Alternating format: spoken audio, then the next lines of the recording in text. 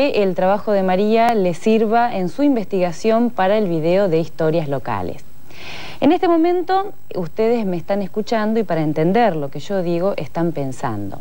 El capítulo de hoy del curso Psicología de UA21 trata específicamente sobre la actividad mental y la relación entre el pensamiento y el lenguaje.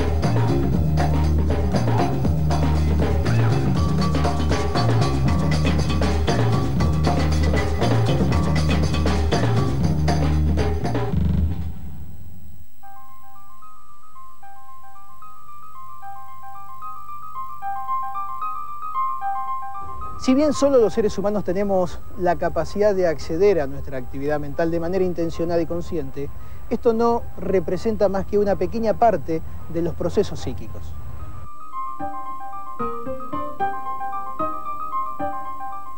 La actividad mental es el estudio de las capacidades y de las habilidades que despliegan los seres humanos para tratar de organizar constancias y regularidades a partir de una información muy diversa que reciben del medio ambiente.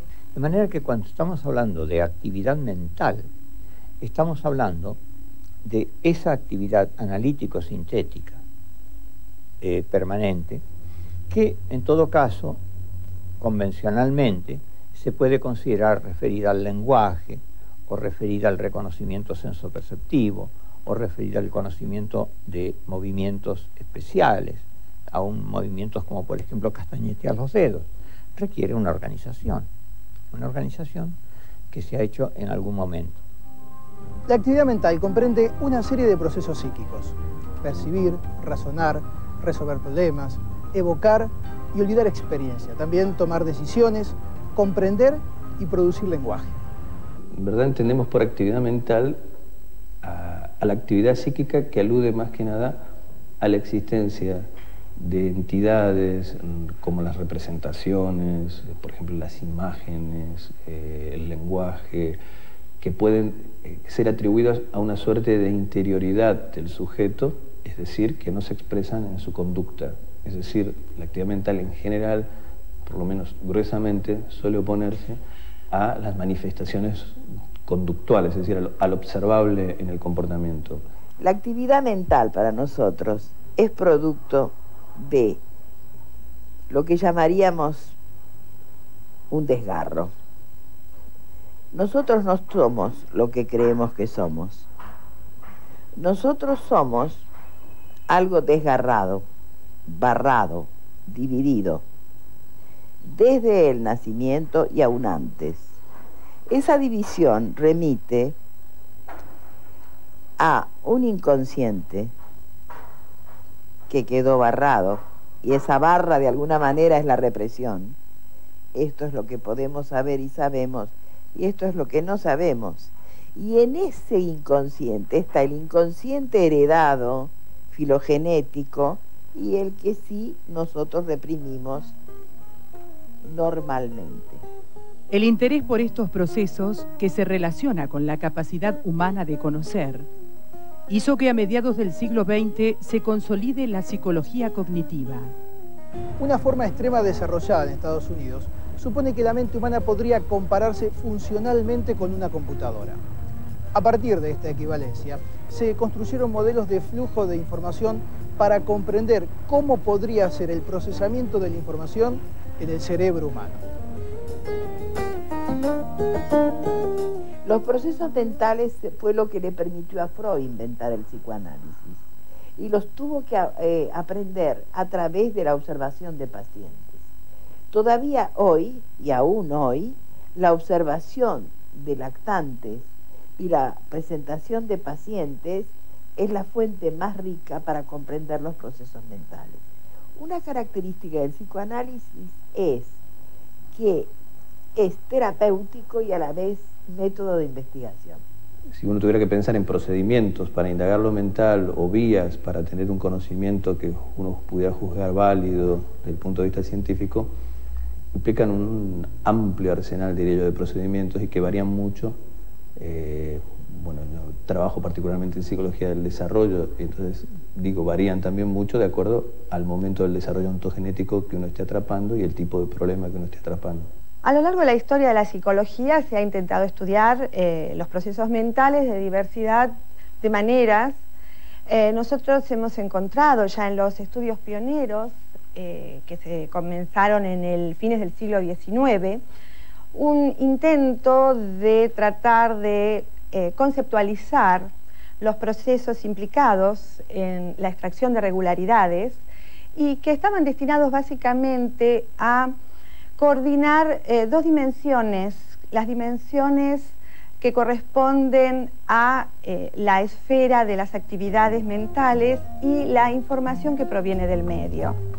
En la vida cotidiana, al tomar una decisión o resolver un problema cualquiera, utilizamos nuestra memoria, la que implica conocimientos o cogniciones sustentados en mecanismos mentales. El sistema mental funciona basado en estas representaciones internas de conocimientos como esquemas, planes, modelos, conceptos y proposiciones. La manera que tenemos de indagar los procesos mentales, de una manera que podamos juzgar válida o confiable, varía enormemente de acuerdo muchas veces a las teorías que usemos de base para hacer diferencias sobre cómo funciona la mente y por tanto qué indicadores podemos tener del funcionamiento mental. En realidad los estudios podríamos considerarlo que se dividen en dos áreas específicas, estudios muy centrados en el laboratorio, en los cuales se tratan de controlar la mayor parte de las variables intervinientes en el proceso de la actividad mental, y estudios que tratan de dar cuenta de esas actividades mentales, pero en sujetos que están situados en ambientes naturales. Sin el conocimiento de nuestros pensamientos, no tendremos sentido de nuestra identidad personal. Es nuestra actividad mental la que da sentido a nuestra vida.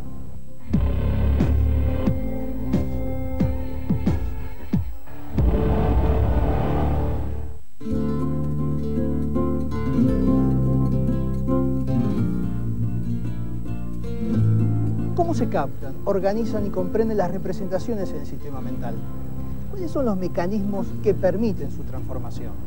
Cuando vemos una silla o muchas sillas, todas son semejantes en su función y diferentes en sus formas. De las muchas sillas, construimos el concepto de silla. A partir de allí, reconoceremos las sillas por muy diferentes que sean entre sí. Desde los primerísimos años de la vida, a través de operaciones y procesos psicológicos muy complejos, el hombre puede asignar significado a los sonidos, a la lengua que escucha, y pronto comienza también a identificar las estructuras gramaticales de esa lengua.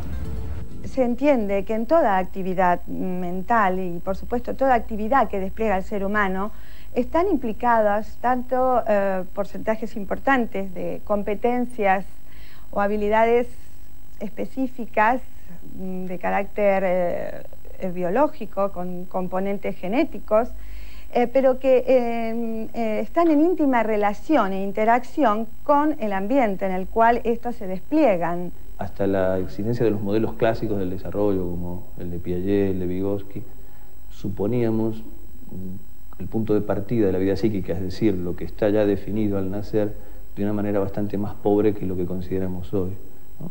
Hoy día debemos reconocer la existencia ya de, en buena medida, casi para algunos autores, de un conocimiento establecido innatamente, en otro sentido, obviamente, lo que sería el conocer luego en relación al mundo, pero que está definido por ya ciertas disposiciones, sesgos e incluso sistemas de respuesta al entorno definidos, que la discusión ya es con qué detalles están definidos, pero prácticamente no se discute su existencia. Nos maravillamos cuando los niños comienzan a decir sus primeras palabras. Pero, ¿qué es lo que permite comprender y pronunciar la lengua materna? ¿Cómo es que pueden asimilar algo tan complejo como es la estructura gramatical de un lenguaje? ¿Cuándo empieza, o podemos describir que empieza esa actividad? Algunos creen que la actividad empieza durante la gestación. Otros pueden ir más lejos y en el deseo del padre y de la madre ya está implícito el futuro ser, en el deseo, en esa unión de óvulo y gameta, óvulo y espermatozoide, ya hay una carga que viene de una historia. Historia del padre, historia de la madre, historia de ambos. Eso ya va a pertenecer a ese barrado, porque va a quedar reprimido. Ese inconsciente reprimido nunca fue consciente. El psicolingüista norteamericano Noam Chomsky sostiene que los humanos poseemos la capacidad innata de comprender formas gramaticales básicas, a partir de las cuales podemos incorporar las gramáticas particulares de cada lengua. Es que en este campo, como en otros relacionados con la maduración y el desarrollo humano, se supone una capacidad básica potencial, que en contacto con los adultos se convierte en una forma particular de conducta. Así, por ejemplo, el niño tiene capacidad innata de caminar o de gesticular, pero terminará haciéndolo según haya visto caminar o gesticular en su entorno. Todos tenemos que pensar que venimos con un programa genético. Ahora, a priori, es imposible decidir quién va a ser un genio. Hay ejemplos en cantidad en la historia de la ciencia. Se sabe que Einstein, por tomar un ejemplo, era un chico con quien la mamá no sabía qué hacer, porque no lo tomaban en ninguna escuela, andaba mal como alumno en ninguna escuela. Entonces hay una receta muy sencilla, muy vieja, tan vieja que es democrática, y que es la igualdad de oportunidades. Entonces, en la igualdad de oportunidades está la posibilidad de que las personas bien dotadas para una determinada actividad puedan desarrollarse plenamente. El psicólogo estadounidense Jerome Bruner agrega que los padres establecen rutinas lúdicas con el bebé, de tal manera que acercan el lenguaje al niño, facilitándole la apropiación de los significados, las formas y usos de las palabras, o sea, la gramática, para establecer una comunicación. Durante el transcurso de nuestra vida, adquirimos diferentes habilidades y competencias. En los primeros años, gran parte de nuestro desarrollo cognitivo se va complejizando sin que seamos conscientes de cómo eso va ocurriendo.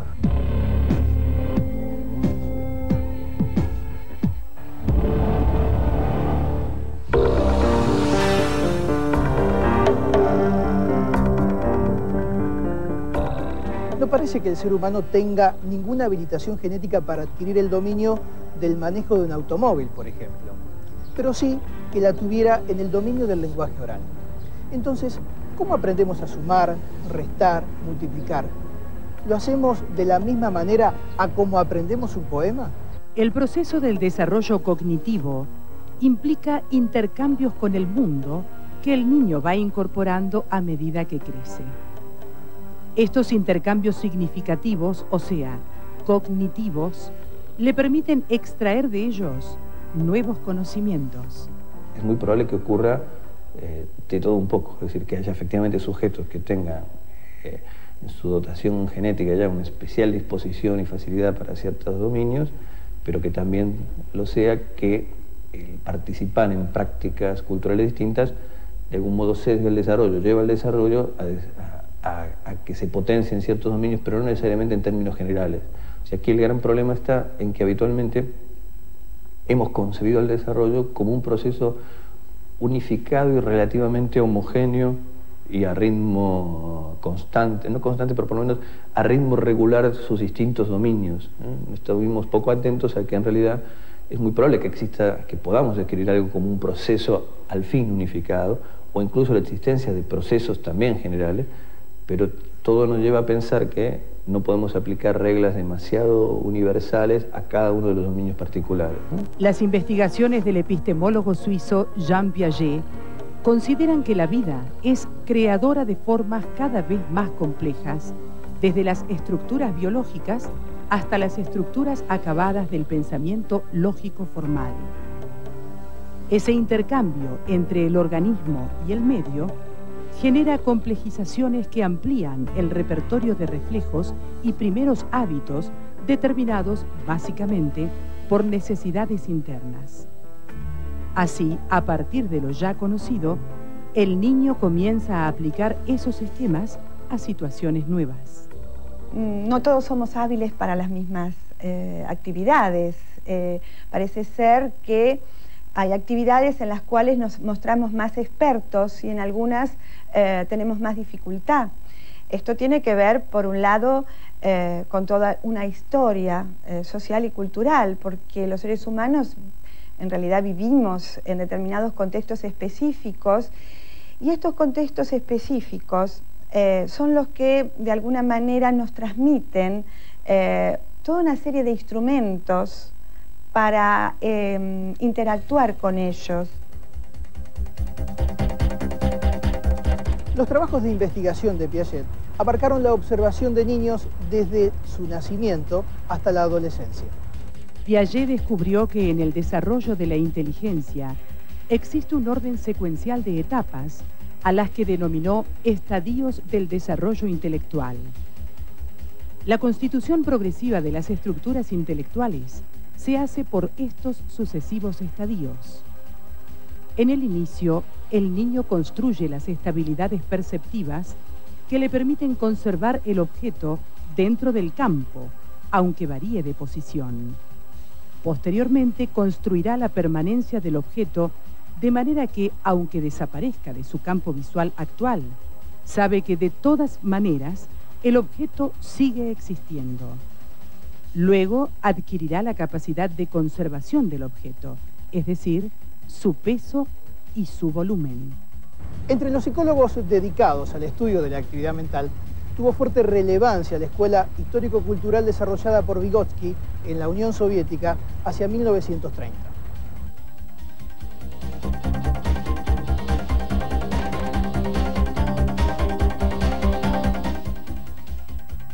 A partir de la idea de cómo la utilización de instrumentos culturales, como son los signos, se produce el ulterior desarrollo de los procesos mentales, el psicólogo soviético Lev Vygotsky estableció un nuevo estatuto para la psicología. Vygotsky pensó que el signo actuaba como un instrumento de la actividad psicológica, al igual que una herramienta lo hace con el trabajo. Sus estudios y particular opinión sobre las relaciones entre pensamiento y lenguaje, así como sobre las condiciones del aprender, se han extendido a la antropología, la sociología, la lingüística, incluso a las ciencias políticas, y tiene una importancia central en la psicología educacional. En el proceso de la vida social, los signos son nuevos nexos, convenciones sociales creadas a lo largo del desarrollo histórico, social y personal. En este sentido, cada niño, al relacionarse con otros humanos, va construyendo sus propios instrumentos semióticos. El desarrollo cognitivo humano solo puede entenderse como una síntesis entre dos dimensiones diferentes, la evolución biológica y la evolución cultural. Ambas convergen en la construcción del psiquismo. Entre un niño pequeño que en su gesto indica su deseo de algo y un adulto que se lo acerca, se va construyendo una conducta a dos puntas y sus particulares formas de entenderse. Hay un psicólogo estadounidense muy prestigioso llamado Garner, que tiene libros publicados donde habla de múltiples inteligencias, no hay una sola. Cada uno puede tener inteligencia musical, inteligencia literaria y no musical, otro inteligencia práctica, una gran capacidad manual. No existe una sola inteligencia. Eso está demostrado en los últimos 20 años. Hay múltiples inteligencias.